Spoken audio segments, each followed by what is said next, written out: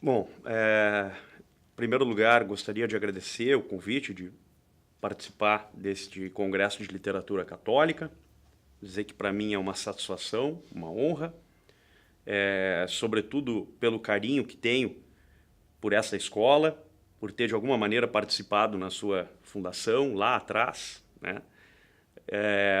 E também muito me honra a oportunidade de falar sobre um autor que me é muito caro, um autor que tem, digamos assim, uma importância extraordinária na minha formação e que, de alguma maneira, se apresenta como um autor cuja obra é absolutamente iluminadora para a civilização, né?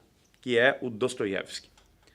O nome dele em russo é Dostoiévski, mas eu vou me permitir falar Dostoiévski para não parecer um tanto, digamos assim, excessivo com fonemas e pronúncias, etc., né?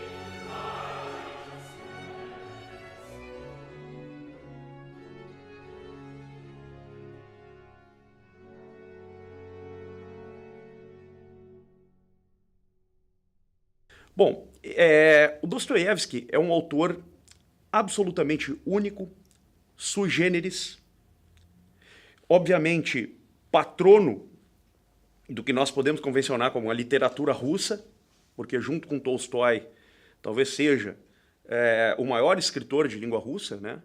De língua eslava, talvez, e um sujeito que pode ser visto aqui como um mediador entre um cristianismo ortodoxo e uma Rússia que estava ali, ao tempo do Dostoiévski, num preparo rumo, digamos assim, ao socialismo, rumo ao século XX. Né?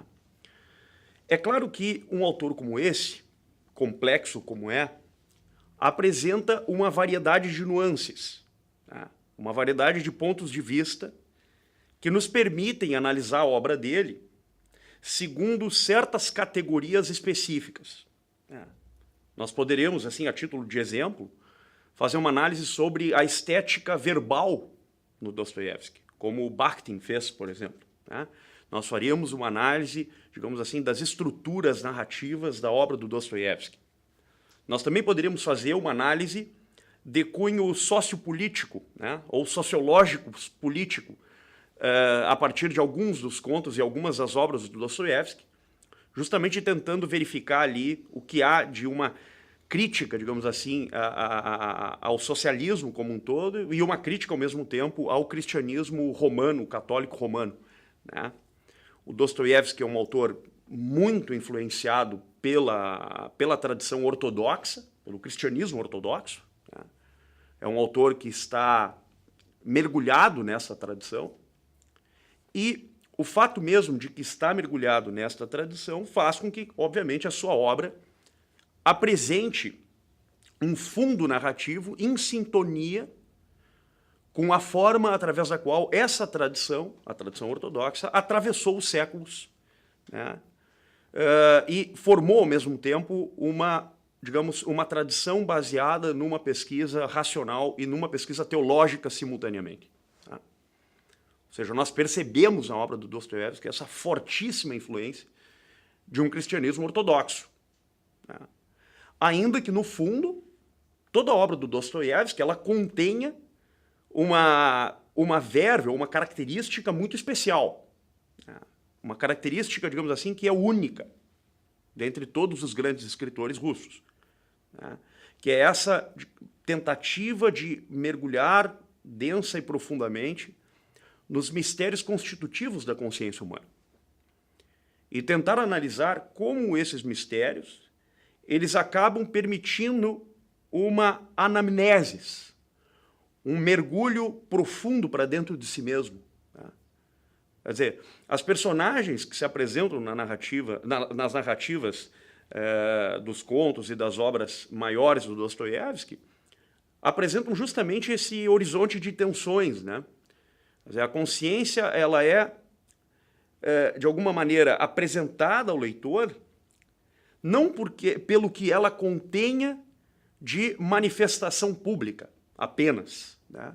Ou não pelo que ela contenha, digamos assim, de elementos causais, né, para cujos efeitos as relações sociais, as relações humanas ali travadas serão necessariamente dirigidas, direcionadas ou provocadas, né, como efeitos que são, para além do horizonte dos personagens. Não apenas isso, mas as consciências analisadas das personagens, elas apresentam um fundo narrativo mais denso de significados, né? Mais denso de significação, o que exige, por sua vez, do leitor, e até a título de convite mesmo, um profundo mergulho para dentro de si mesmo. Né? Como se o leitor fosse a todo momento questionado no seu interior e convidado a sondar partes da sua existência, da sua condição, que ele talvez não tivesse feito antes, ou que talvez, né, ele, mesmo tendo feito, poderia talvez não ter prestado a atenção devida a esses pontos da sua constituição, da sua formação. Né? É possível dizer que o Dostoiévski ele é um autor que ele, de alguma maneira, apresenta uma tensão inicial nas suas obras. Né? Uma tensão entre a consciência e a personalidade das personagens. Né? Quer dizer, a forma como uma personagem é constituída, é apresentada, uma espécie de estética dos afetos humanos, né? Que se manifesta de pronto, e depois o mistério que sobrevém logo em seguida, que convida o leitor a entrar num campo mais denso, né? Um campo que exige uma entrada mais significativa para dentro desses personagens e que não se resolve apenas naquela estética primeva ou primitiva da personalidade como tal, mas que justamente vai chamar o leitor, solicitar do leitor uma atenção maior a um nível de consciência mais profundo. Né?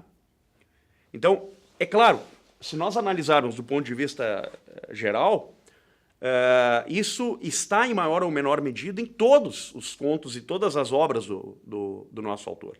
Né?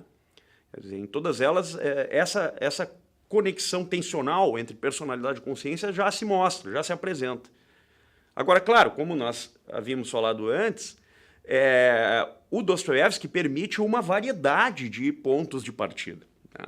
Quer dizer, nós podemos fazer uma análise, por exemplo, da psicologia profunda na obra do Dostoiévski, né? Tentando analisar como se discriminam as pulsões humanas e como essas pulsões elas se temperam nos relacionamentos e como esses relacionamentos, por sua vez, serão interagidos não apenas pelo nível de contradições e de oposições e contrastes que esses relacionamentos apresentam, mas, mais profundamente, como esses relacionamentos eles vão apresentando ao leitor um itinerário profundo desses níveis mais escalares de consciência. É como se nessas relações a escala cognitiva de apreensão dos sentidos fosse cada vez mais aberta ao leitor. Né? Quer dizer, é como se ela estivesse ali mimetizada no início, e à medida que o leitor vai entrando, essa escala vai se ampliando e vai, ao mesmo tempo, né, se mostrando mais claramente para o leitor. Né? Então, é óbvio, nós estamos diante de um grande autor. Né? E por isso mesmo, é muito difícil nós, digamos, estabelecermos um ponto de partida universal na obra dele. O ponto de partida universal só pode ser esse, né? da questão, digamos, da consciência das personagens. E qualquer outro seria temerário, porque nós teríamos que entrar especificamente numa ou noutra obra, justamente para ver como se determinam isso. Né? Mas algumas questões me parecem bastante universais na obra do Dostoiévski. Né? Uma delas, por exemplo, é esse compromisso, né, não só biográfico, mas um compromisso quase de sentido de vida mesmo do autor, com aquela ideia da mãe Rússia, né? Da pátria-mãe que se expande, uma visão até escatológica da Rússia, né? Como se a Rússia fosse agora a ressurreição romana, ou a Roma ressurgida, que vai levar os povos da humanidade para a salvação, né?